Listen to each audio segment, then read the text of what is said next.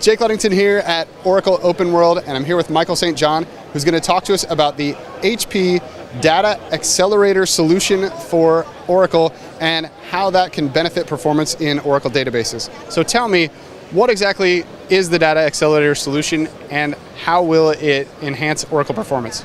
Okay, so Jake, we have a couple of different I/O accelerator cards, a couple of different formats that we utilize within our ProLiant systems. One is a mezzanine card format. This is used for our blade systems. And then we also have here a PCI-based I/O accelerator card.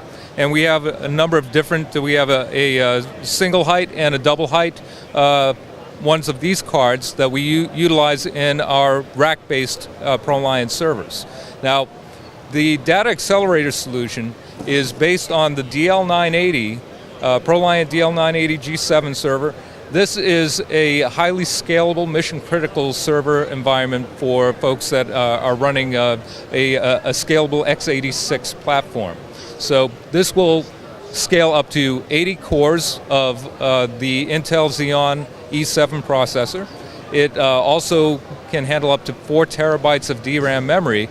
And then we put these I/O accelerator cards into the PCI slots within the machine, and we build a reference architecture around that for Oracle transactional databases. Now, what this does is it offers extreme performance for customers with high I/O activity on their database. Why would you want to go with the Data Accelerator Solution, which is internal to the server versus using a SAN?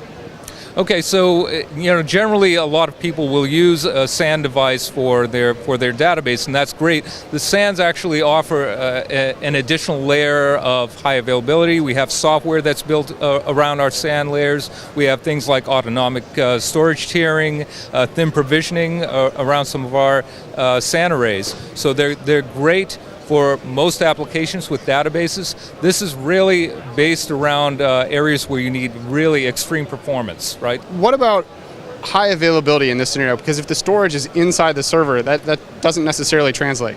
Sure. So, from a standard high availability perspective, doing like a clustered high availability, you can't do that with this particular solution because, as you said, it is all internal to the system. It's all within the system.